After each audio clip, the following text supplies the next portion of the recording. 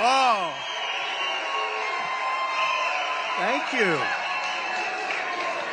Thank you very much. What an honor. What a crowd this is. You got a lot of people outside, too. They want to get in. They want to get in. This was just going to be a little small one. They always turn out. We're going to have a couple of hundred people. We want them for caucus, so we were going to do that. But the crowd just gets larger and larger. We're going to be doing a rally here one of these days very soon. And because we've never had enthusiasm. In 2016, we did great. In 2020, we did better. We did much better. We got millions of more votes. But think of it, 2016, 2020, I think the enthusiasm for this, and it's still a year to go. But think of it, a year. That's not much. And we have just a very short time until January, right? The middle of January, that's what we have to do. And we have to win bigger than we've ever won before, because our country's going to hell. Our country's going to hell. We're going to stop it. So hello, Waterloo. We've been here before, and we love Waterloo, and you people are patriots. You built our country. You built our country. And thank you to the incredible supporters joining us. The legendary first, really, this is a legendary first, what we're doing in so many different ways. And our polls are a legendary first also. You know, we're leading by, I think in Iowa, we're leading by 41 points. Okay? That's not bad. And it's 41 and going up rather rapidly, too. But we're leading by a lot. And nationally, we're leading by numbers that nobody's actually quite ever seen before. We're beating DeSanctimonious, I think, by 67 points. I don't mean we're at 67.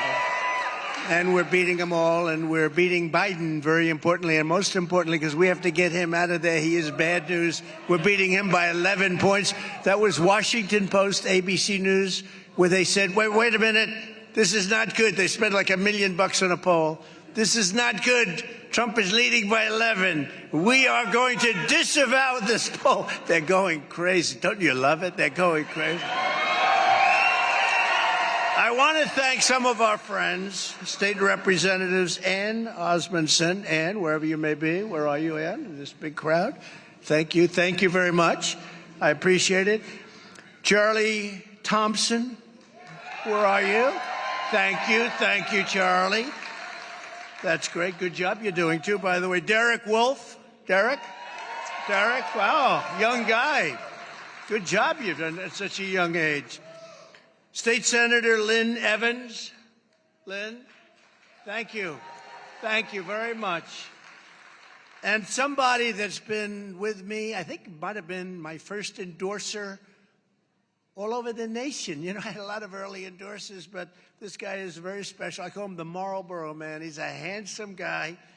I don't know if he's ambitious because he's confident. He's very happy doing what he's doing. He loves the people of Iowa, and he loves our country. Brad's on. Where's Brad? Where's Brad? Look at him. See? He stands. He wants to give the best seats to everybody else. He's an incredible guy. Thank you very much, Brad, for everything, and especially early on, years ago. We appreciate it. He had a feeling, he said. I just have a feeling. That was a long time ago. And former acting Attorney General of the United States, Matt Whitaker, who did a great job. Thank you, Matt. Good football player, too. He's a good football player. Thanks, Matt. Hey, you're popular, Matt, huh? You're getting more and more popular. Every time I come, Matt gets more and more popular. He should. He's done a great job.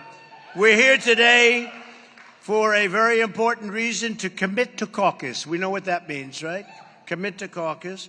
Exactly 100 days from now, each and every one of you is going to cast the most important vote of your lives. I believe that, too. I believe that this will be the most important election of our lives, because this country is headed in a horrible, horrible direction. And you saw what took place today in Israel, and we're going to talk about that in a second. But this country is just headed so badly. The Israeli attack was made because we are perceived as being weak and ineffective, and with a really weak leader. And we will discuss it in a few minutes. But isn't that a shame what's happening all over the world? Things are not what they were just 3 years ago. You take a look. They weren't ever as good, and now they are really probably maybe the worst we've ever seen in terms of our country. When you look at the Afghanistan pullout, You ever see anything like that? The most embarrassing moment in the history of our country? You need to get every patriot you know and make sure that they're registered. You have to register. And you got to register as, what are you going to register as a Republican? And get them out to vote and go to their local precinct caucus meetings at 7 p.m. on Monday. So it's 7 p.m. on Monday, January 15th, and we're asking you to bring 5 or 6 or 7 or 10 people with you, as many as you can. Get them loaded up.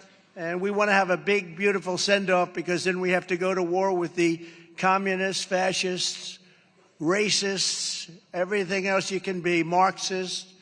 We're going to war with some very evil people, and frankly, some are good, but you got a lot of evil, very evil and bad people. We got to win. If we don't win, we're not going to have a country left. We are not going to have a country left if we don't win this election. And I used to say it about 2016. This is the most important election, and I meant it. This is now the most important election in the history of our country. So together, we're going to win the Iowa caucuses in a historic landslide. The more, the better. We've got to get them out. We've got to get them out. We have so many people. You know, when we did so well in 2020 with many millions or more, 12 million or so people more, 12 million more than we had. We had 63 million, and we got 12 million more. We did that, and everybody said, oh, well, that's a lock. Well, we're going to have to be very careful. We got to watch. We have plenty of votes. We got more votes. I worry about the ballots, those fake ballots that they put in. That's what I worry about. And we're not going to stand for it again. We're not going to stand for it. Together, we're going to win in Iowa. We're going to win these caucuses at levels that people haven't seen before. You know, we set the record last time. We're going to set it again, bigger and better. And next November, we're going to very simply make America great again, right? Make America great again.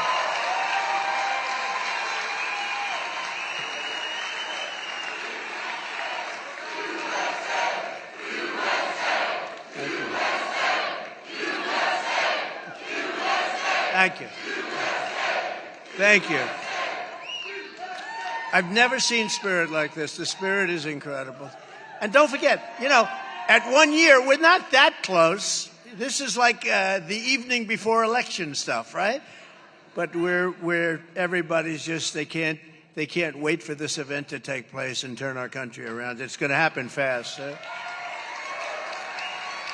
I'm the only candidate in the race who, according to the polls now, can beat Biden. I mean, it's hard to believe. Don't forget, the Democrats start with an advantage. I won't tell you what the advantage is, but different people automatically vote. Different people vote, and they sort of are locked into that vote no matter how bad a guy is. If a man's grossly incompetent, he can't speak, he can't put 2 sentences together, he can't find his way off a stage. Let's see, there's a story. I got there. I could jump off this one. I could actually do it. He couldn't. Or I could just head back the way you came, right? It's pretty amazing. I watched the other day, 2 entrances, 2 exits, and he couldn't figure out, how the hell do I get out of here? And he just made a statement on Israel. It lasted for less than 2 minutes, which is better than usual when you think about it. And naturally, he didn't take any questions. He doesn't take. I take questions from everybody. I do a press conference in the Oval Office. I would have some hostile people that you almost wonder, why are you so angry? You know, we're doing a great job. We have the greatest economy ever. All of the things. But I watch him take it, and I watch him pick up. We're doing little notes today instead of, I like the freelance or this or the teleprompter. We like this better, right? I like this better. The teleprompters are wonderful, but we like this better. But, you know, I watched the other day as he goes, Mr.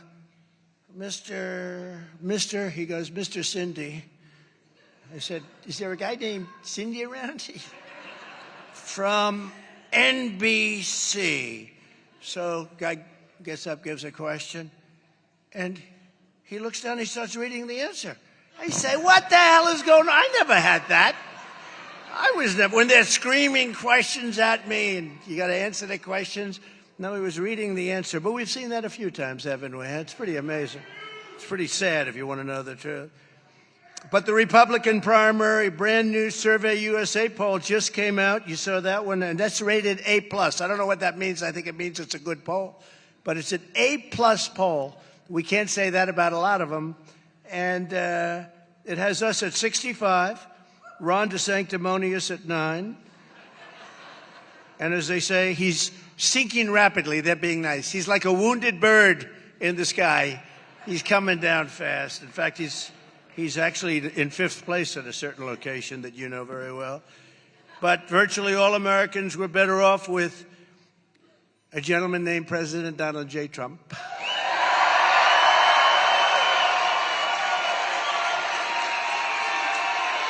Thank you. Thank you. Thank you. To my people. You know, I shouldn't say this. I get myself in trouble.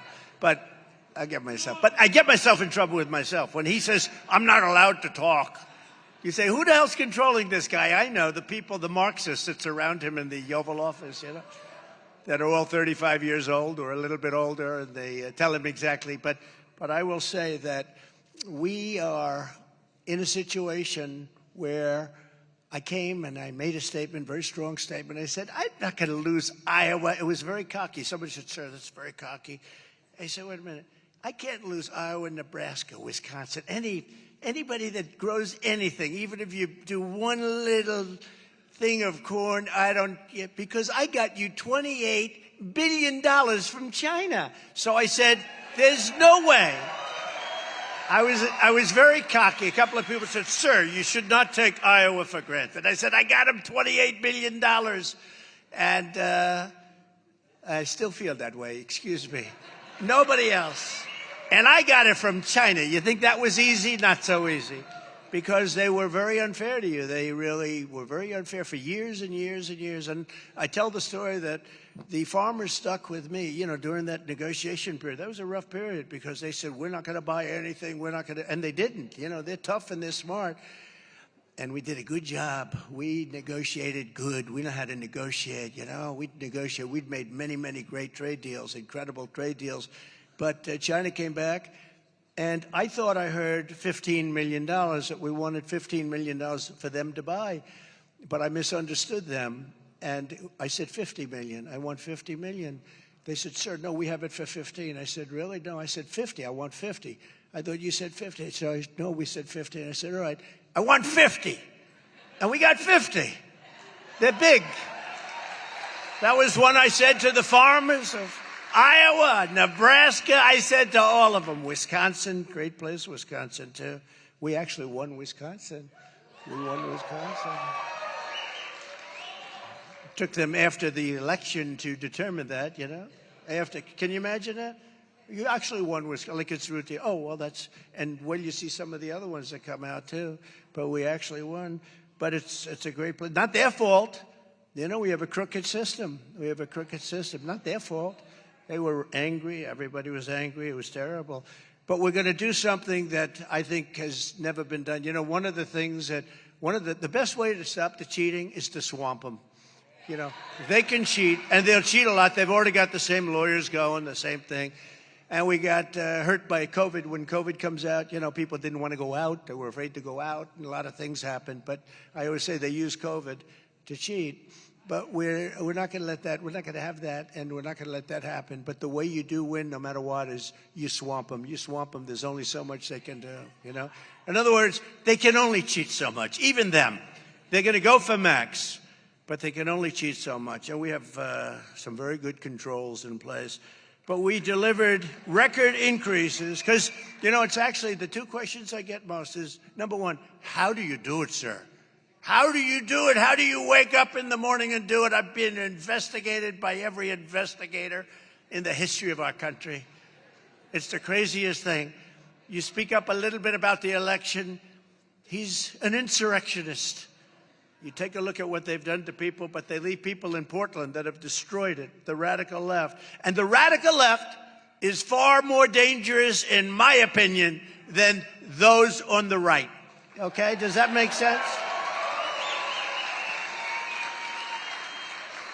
But, you know, they're trying to destroy our country, so they don't like to say that. But we delivered record increases in real family income. It went up by more than $6,000 a year, never anything close. With no inflation, gas prices at $1.87 a gallon. Think of that. And gas prices, I hate to tell you this, gas for all of those big tractors. Remember I told you, go out, you farmers, we're going to make a great deal with China. Everyone said, you'll never make that deal, by the way. And I don't even talk about that deal because of COVID. You know, it's just a step too far. I don't even discuss it. I talk about USMCA. I talk about a lot of things, the deal we made with South Korea, with Japan. I don't talk about the because it was a step too far, the COVID, what happened. Out of the Wuhan lab, which I said right from the beginning, that's where it came from. Now they're all saying, well, Trump was right. You ever see those hats? Trump was right about everything. It's common sense, most of it. Trump was right about everything.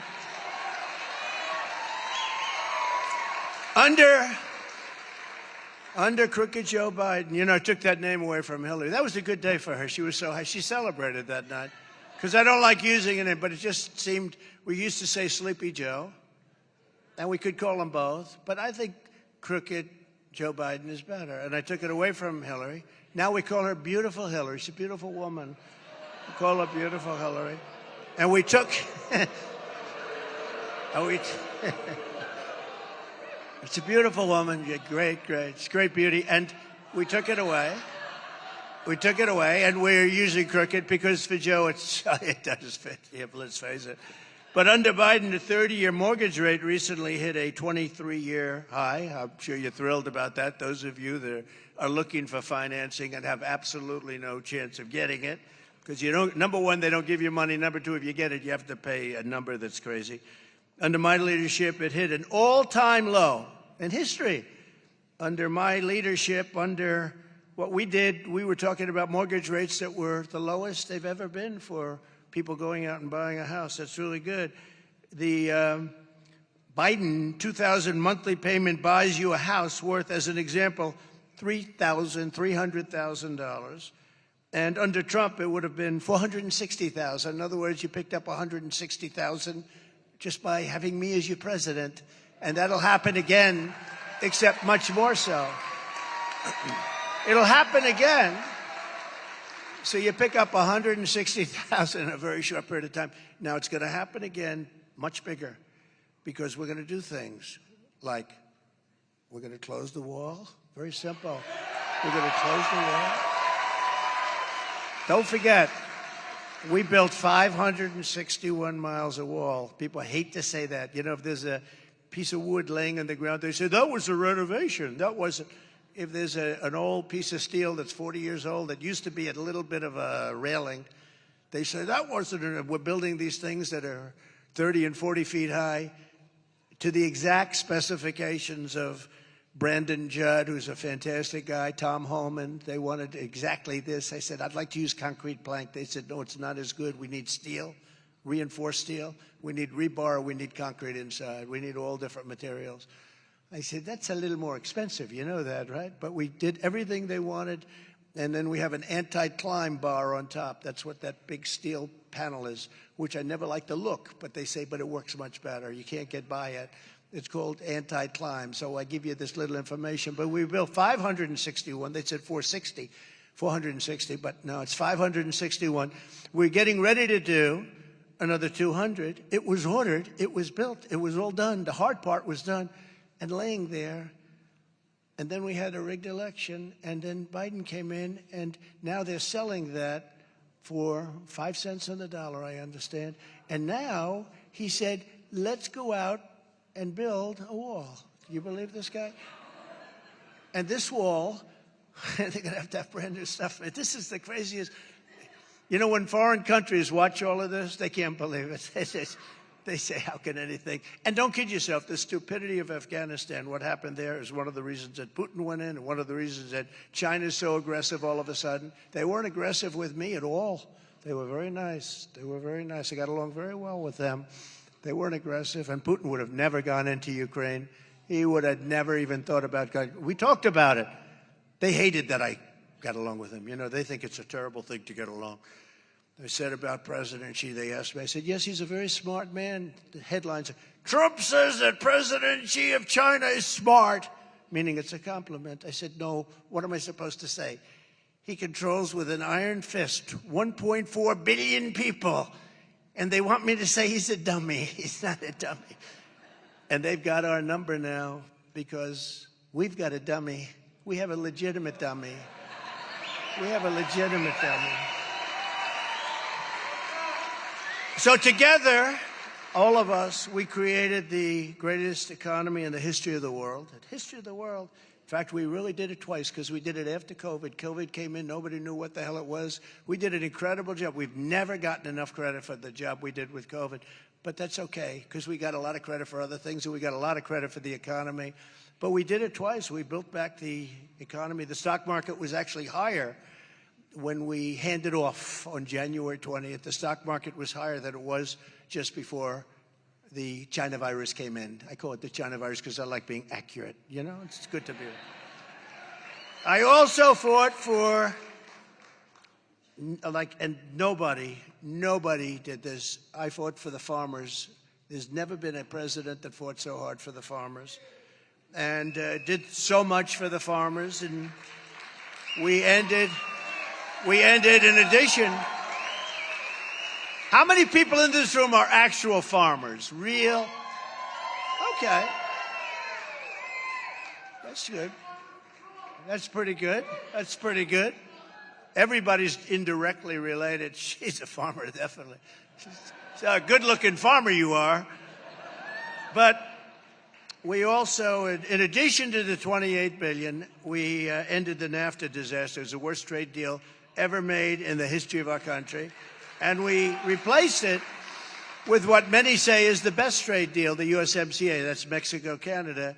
And that deal is so good that Mexico and Canada are trying to renegotiate the deal now with the Biden administration. And I hope they're not going to be successful.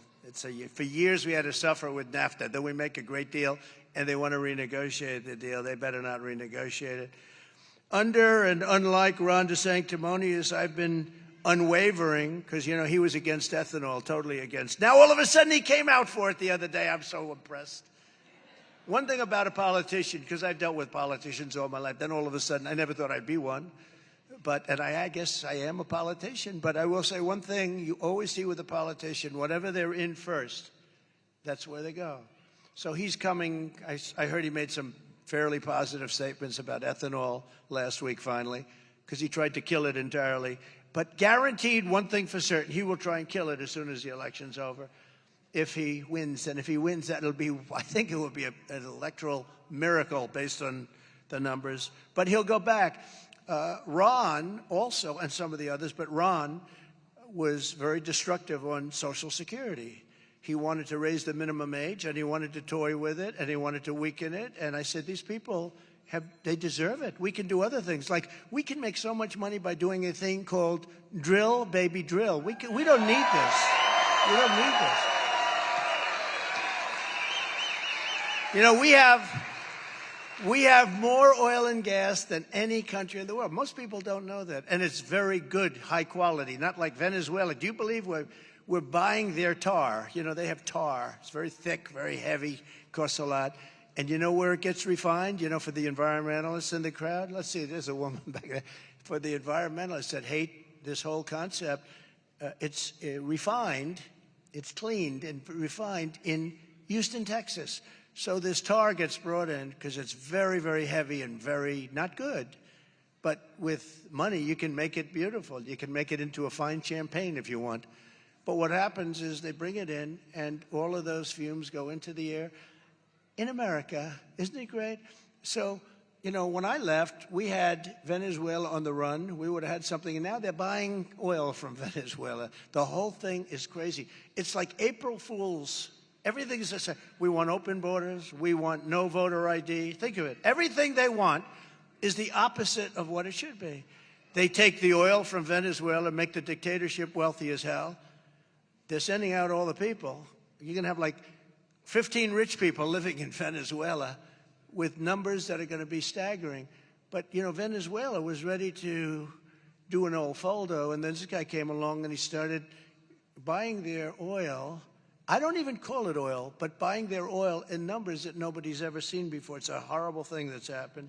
And I can say the same thing for Iran. You know, we were not allowing China to buy. I said, don't buy, because if you buy there, we're not going to let you do any business in the United States. They said, like I said, we won't buy. And they didn't. And we were ready to make a deal with Iran. Had the election not been turned out the way it did, to put it, I'm trying to be nice, right? Had it not turned out the way it did, like when I say that, I mean, had the election not been rigged, we would have had a deal. We would have had a deal with Iran. We would have had no inflation. Russia would have never, ever in a million years gone into Ukraine, and they didn't. You know, somebody said, well, how do you know? I said, because for 4 years, it wasn't even a thought. And I told Putin, you can't do it. And I told him what would happen if you did, and he said, no, you won't do that. I said, yeah, I will. I will do 100%, Vladimir. You and I are friends. My father always used to say, take the lumps out. He said, Vladimir, you and I are friends. We're good friends. But if you go in, we're going to hit real hard. And I can't tell you what I told him because it would be not a nice thing. But he said, no way you would do that. There's no way. I said, way. They go, no way. And you know what? The end result, I did a poor job. He didn't believe me. But you know what? He believed me 10%, and that was enough. And he never went in. But there's another reason he wouldn't go in. You know, you're close to $100. You're going to be over $100 a barrel very soon. You were at $100 after a short period of time with Biden. This guy was making a fortune. They were making a fortune in Russia and other countries with the oil. With me, I was at $40 a barrel, $30 a barrel. We were selling gasoline for much lower than the number I just gave you. We had times when we were actually lower. That's why I told you to go out and buy more land and bigger tractors. Remember that? I said, don't worry about it. Just go out, buy more land and bigger tractors. And a lot of you did. The ones that did came out very well because I made all those deals for the farmers and for your state. But just think about it. With him, I said two things. Number one, you can't do it. And number two, the oil price at $40 a barrel doesn't allow him to prosecute a war because they make money, but not that much, and they have to run a country. At $100 a barrel, they make a fortune.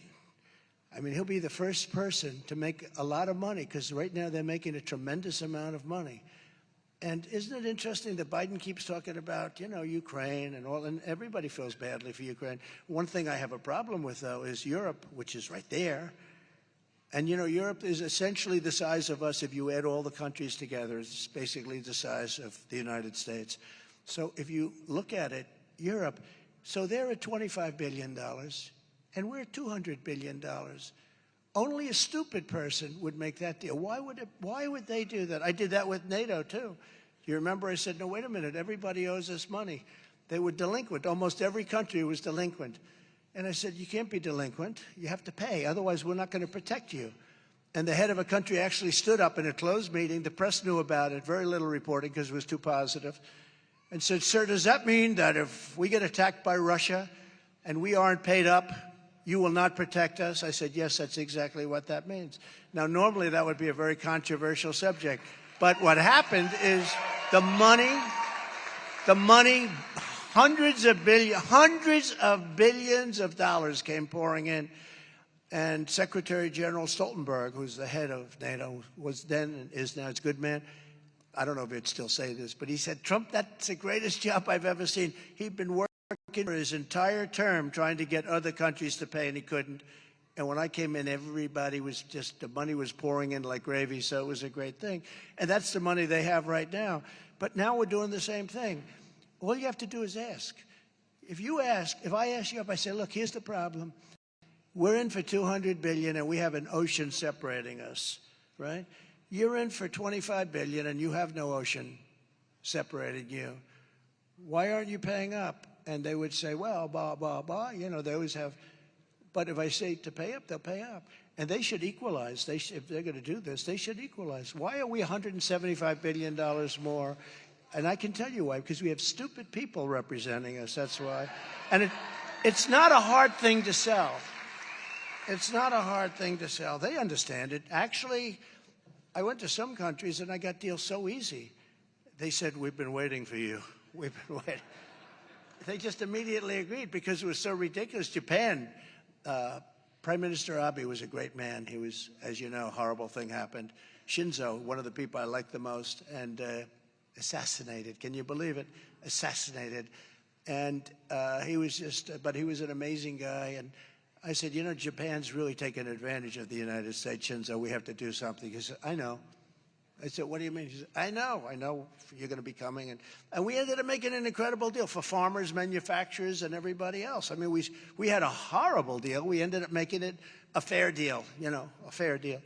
A very good deal. They're tough to negotiate with, but a very good deal. He was a great guy. He was somebody that we miss. We created the strongest border in U.S. history. You know that, right? Built nearly 500 miles. We got Mexico to give us free of charge 28,000. So, you know, when these characters say, oh, Mexico, when I say Mexico will pay for the wall, they did, much more so than the wall. They gave us 28,000 soldiers for free. That's why we had the safest border in the history of our country. We had 28,000 soldiers while I was building the wall. Then we were adding that other 200 miles. We would have done it. We would have had that done within 3 weeks. All we had to do is install the panels. They were all built. Those are the ones you see sitting all over the ground. It's horrible. When I look at that, when I look at all of those things that we did, and then I just see the destruction that there's never been a president in the history of our country that's done a job so poorly, that's been so incompetent, so corrupt. There's never been anything like it. And I say, oftentimes I'll say, you'll hear me say, you could take the 5 worst presidents in the history of our country, and they will have not, you can add them up, and they will not have done the damage that crooked Joe Biden has done. And I mean that 100%. And now I could add it. I think I could probably say, take the 10 worst presidents. He's a horrible president.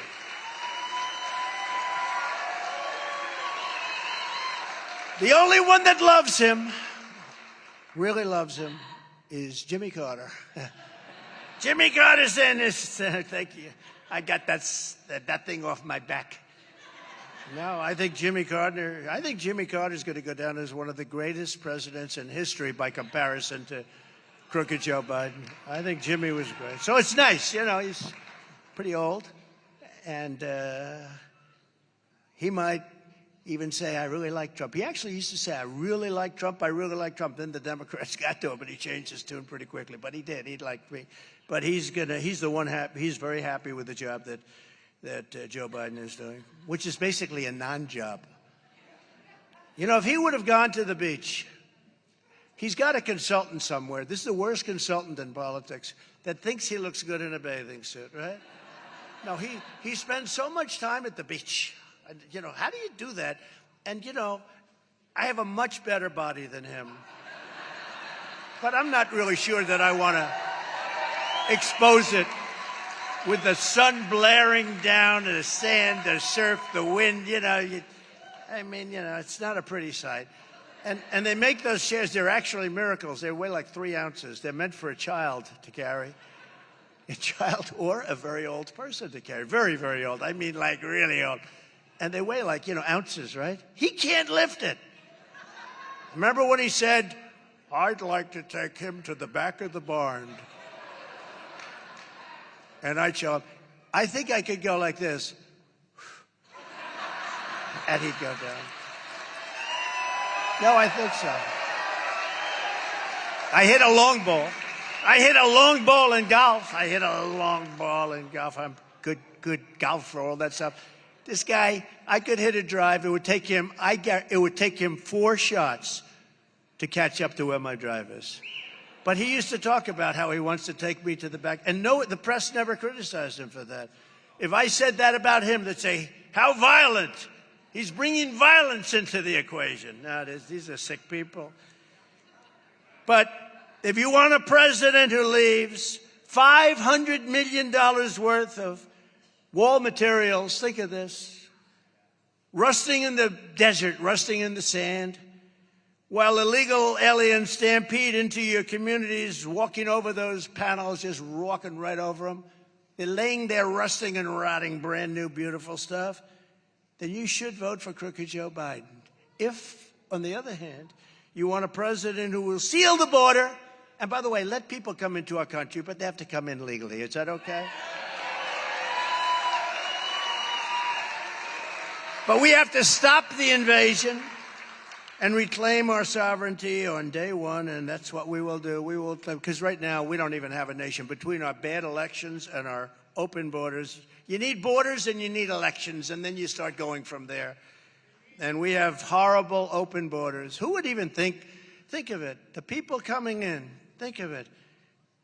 They're from prisons and jails, there is a slight difference. They're from mental institutions and insane asylums. There is a slight difference. You know, insane asylum is like Silence of the Lambs stuff. That's serious stuff. That's Hannibal Lecter. How good an actor was he? How good an actor was he? Did he play a good role, right?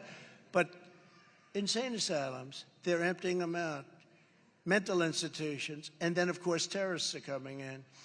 And, you know, in 2019, there was a report I saw it on one of the fake news channels, but in this case, I don't think it was fake. They said that for 2019, I think the year was, they caught no terrorists. There were no terrorists coming into our country. And last month, as you know, they reported the highest number of terrorists that they've ever reported coming into our country. We're going to be paying a price. We're going to have the largest deportation operation in history, but we're going to be paying a price.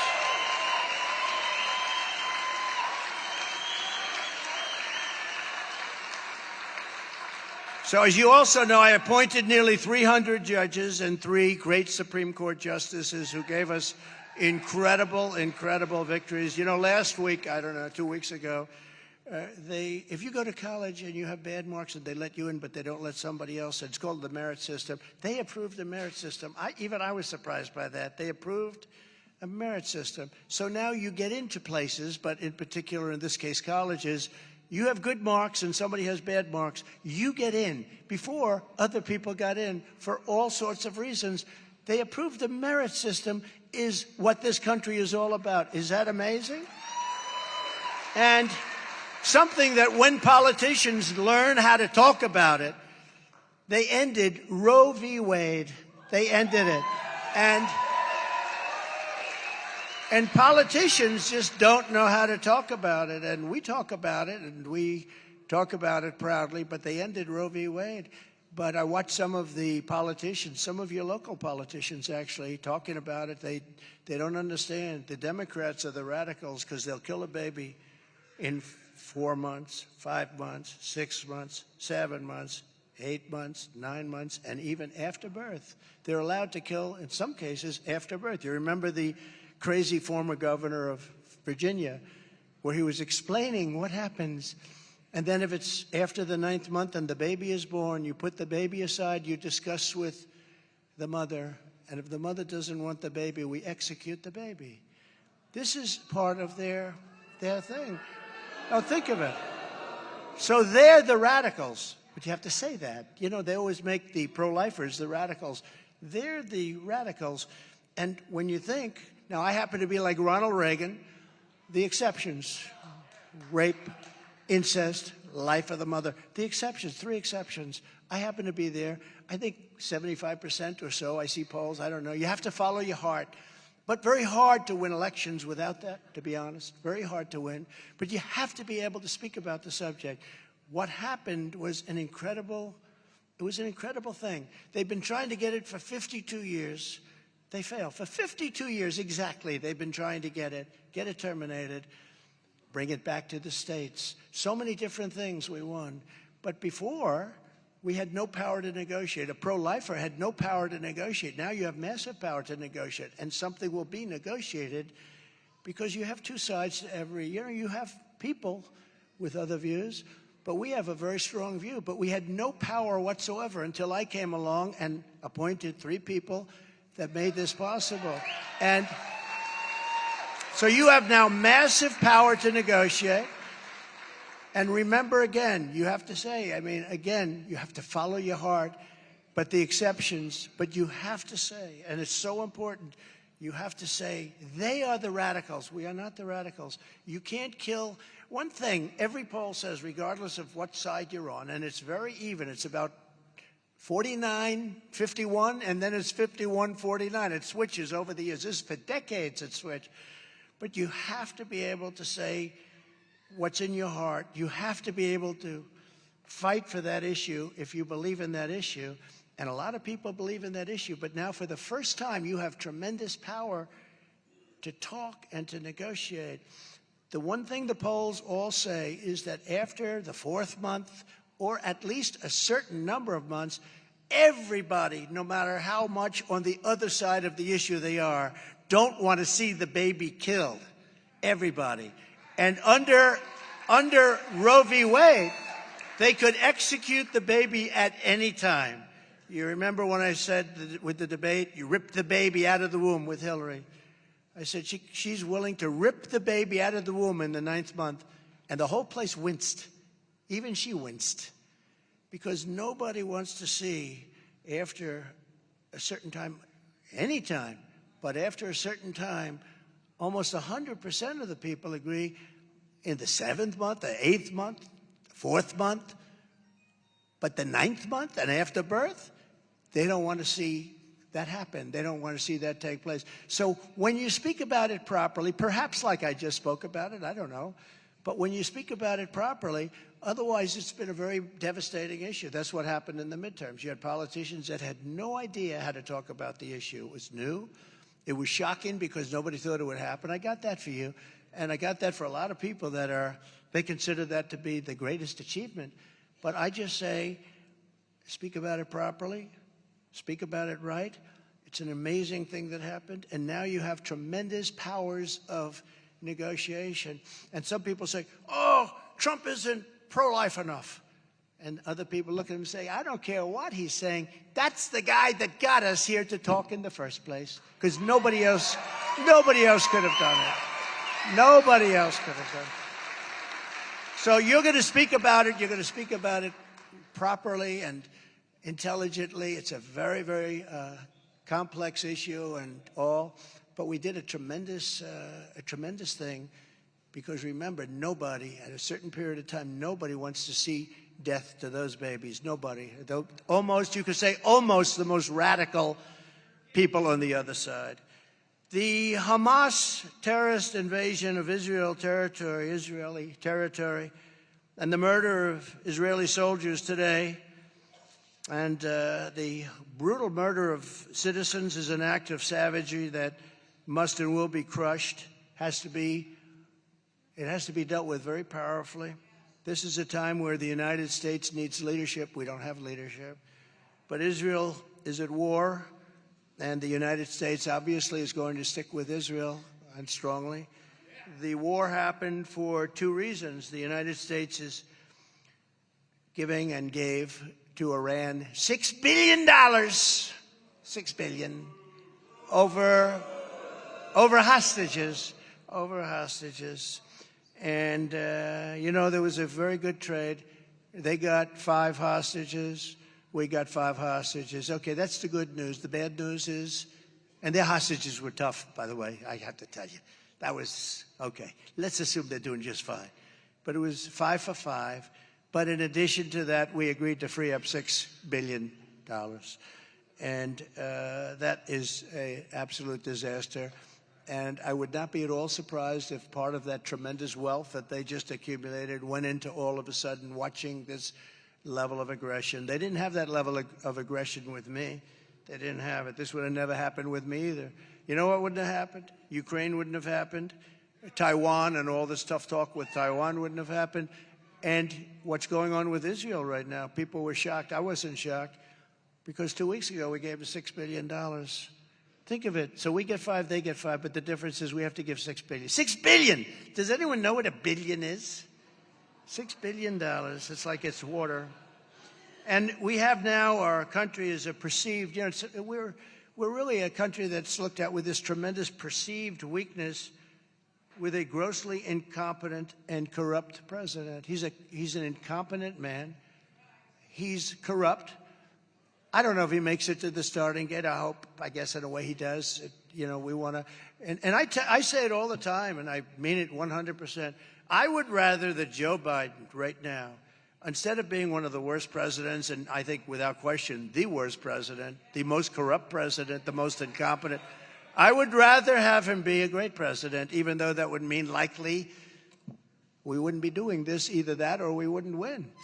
But if he were a great president and our country was doing well and we were respected throughout the world and we wouldn't have all of what's happening in our cities, our Democrat-run cities are really going to hell. They're going to hell. When you look at stores being looted by hundreds of people that run into the stores and run out with television sets, and our great policemen aren't allowed to do anything. They want to, but they're not allowed. They don't want to lose their families. They don't want to lose their sons and daughters and their houses and their pensions and all of that, and they could stop it very quickly.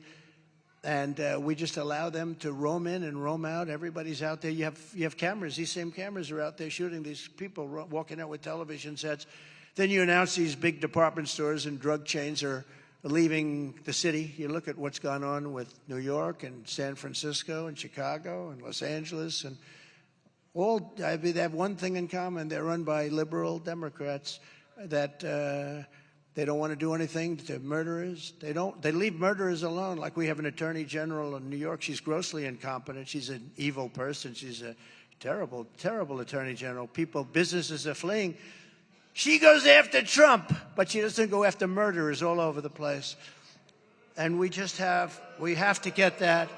We just have to get that changed. So if you think about it, 4 years ago, we did something that was, everyone said Trump is going to get the Nobel Peace Prize. I said, no, I won't, because they won't do that.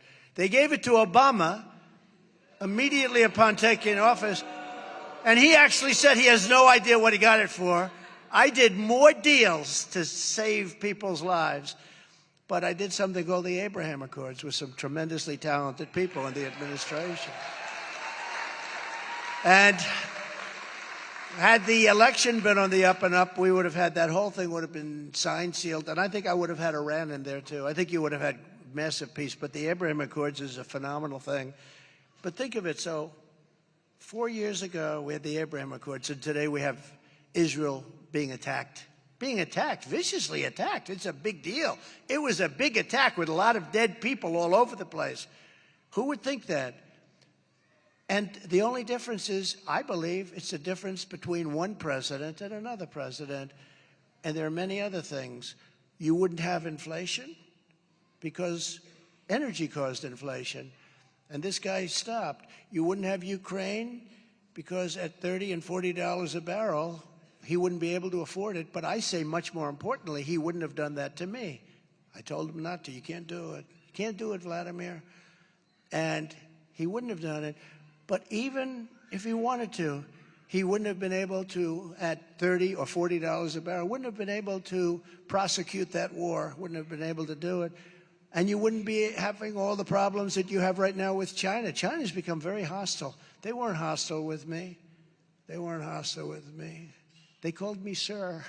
They don't call him sir. You know what they call him? Can you imagine what they say about him after he leaves? They said, do you believe that? They think it's a trick that I'm playing on them. They think I'm playing a trick because we were doing very well with China. They gave us hundreds of billions of dollars. Not one president in this country, not one, got 10 cents from China. Many presidents, not one. I got hundreds of billions of dollars from China.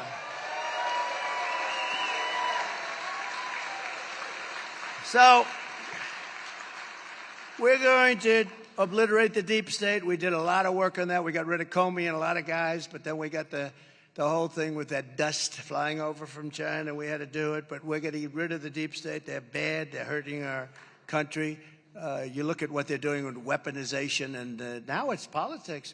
It's let's indict Trump or whoever it may be. You know, I mean, that would mean that if I were elected and I had somebody hot on my tail, I mean, we're beating him by a lot. I say, you know, that guy's doing really well. Indict him for something. Very easy, you know. Indict him for walking across the street incorrectly. Gets indicted, he's out of the race. Now, the nice part about my indictments is they've driven us up because people realize they're fake and phony and they're political. I'm the only man in the history of politics in the United States of America who got indicted 4 times. You know Al Capone? Did anybody ever hear of Alphonse Capone? He was a seriously vicious gangster. He didn't get indicted 4 times, only once. And I got, my whole life, I never heard the word practically. And all of a sudden, within a few weeks, it's like, man. And how about going home? First lady, I have a little news for you. What? I just got indicted. Or they intend to indict me because I called the election rigged. They wrote books about it. And what about Hillary? What about all the Democrats about what they said about 2016? To this day, they've gone very quiet lately. Do you notice that? They've got very quiet lately.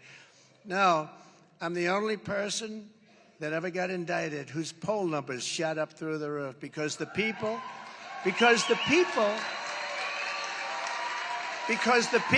of our country, they know me. They know me. And they say, wow. And I also have a voice. I'm able to speak about it. I mean, a normal politician gets indicted, and we've seen it hundreds of times over the years. They go to a microphone about 15 seconds after getting the pink slip. Ladies and gentlemen, I would like to announce that I'm going home to my family. I will fight for the rest of my life to get a... Do you understand? This is standard. With me, it's different. We've gone up through the roof. We have the highest poll numbers anyone's ever seen. Because people know that these are corrupt. They've weaponized our Department of Justice. They've weaponized the FBI. You see what they're doing to many other people, Catholics, school, parents. Look at what they're doing to parents. Who would think that a politician has to get up today and say, we will stop the mutilization of your children? They mutilize your children. We're going to stop it. If you said that 10 years ago, people would say, is this guy crazy? Who would think? And that's what can you believe what they're doing? We will fight for parental rights. No, but you have to say that. No. Who would think you have to say that? Who would think you have to say that? Who would think you have to say, we will not allow men to participate in women's sports? Right? I mean, 10 years ago, if you made these statements, they'd say, why aren't they making these stupid statements? Is this some kind of a... What's going on here? They wouldn't understand it. We have to make those statements. Women are now finally starting, and they were afraid to speak up, even on the same team. The swimmer, a giant guy, Wilt Chamberlain Wilt Chamberlain had a small wingspan compared to this guy. And I tell the story, she looks left, she sees people, top-of-the-line swimmers, all-American swimmers, great. Sort of been swimming against the same people because, it's like a pyramid. You go up and you got that little group of people, golf, baseball, swimming, anything.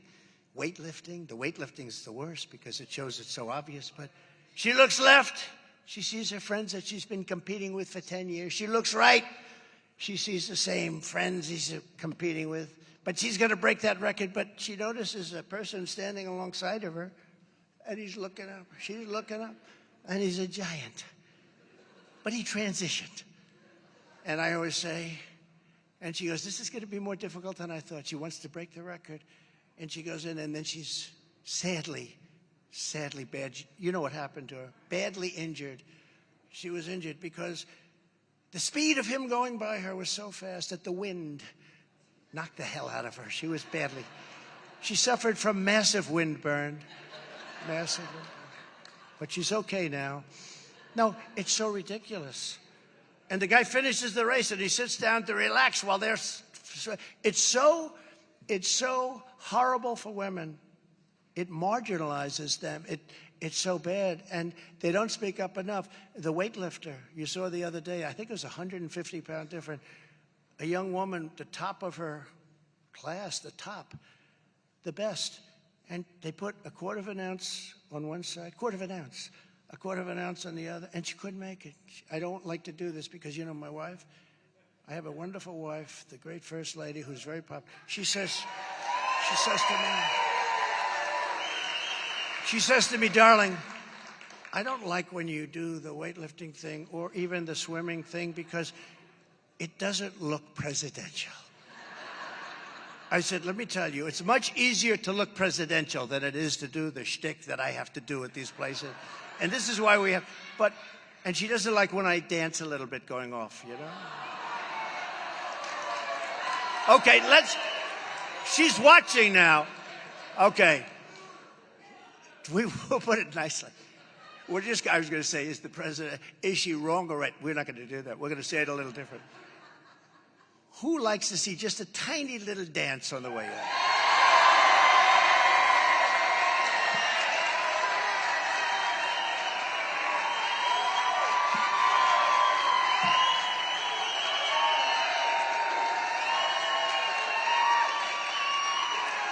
Okay. And you promise you'll vote for me even though it doesn't look totally presidential.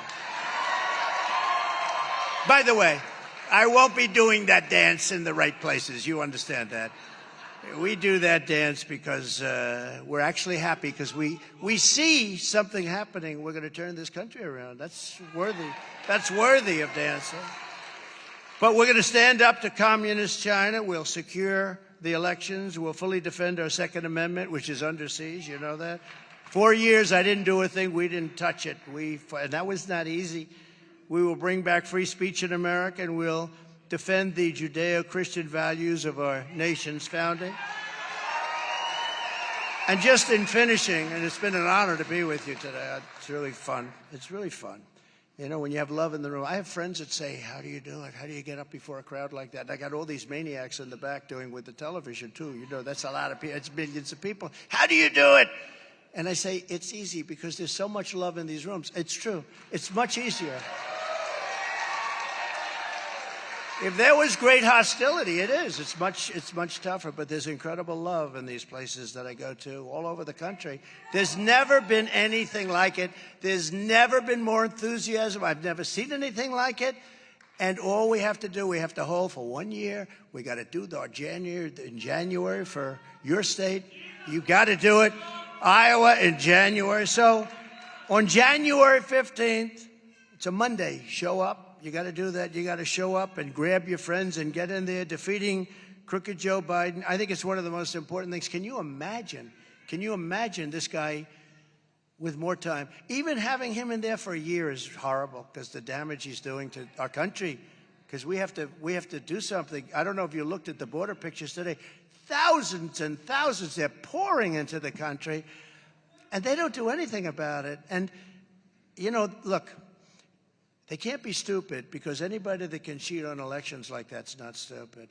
They either are stupid or they hate our country because all of these things, no voter ID. Why won't they approve voter ID? We want to have, why? The only reason they won't approve voter ID is because they want to cheat. There's no other reason.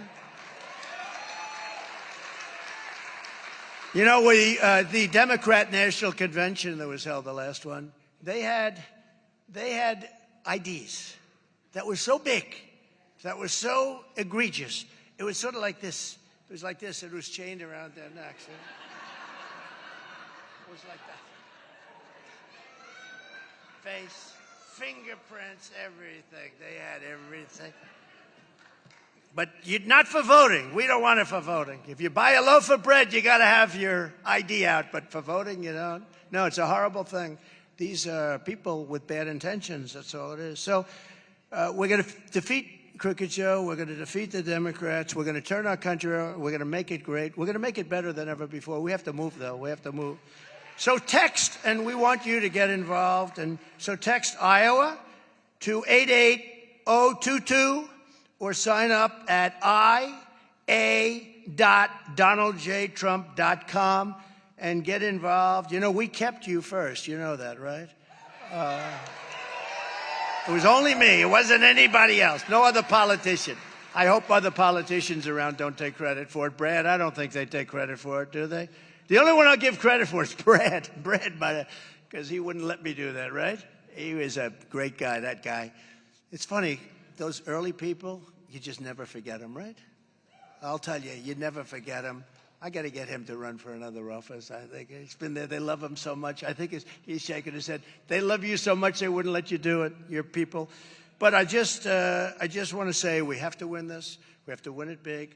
Go out and caucus. We're gonna do numbers that we've never done. We have to. If we don't take back our country, we're not going to have a country. If we do take back our country will be greater than ever before. I promise you that. Thank you very much, Iowa. Thank you. It's a great honor. God bless you all. God bless you all. Thank you. Thank you. Thank you very much.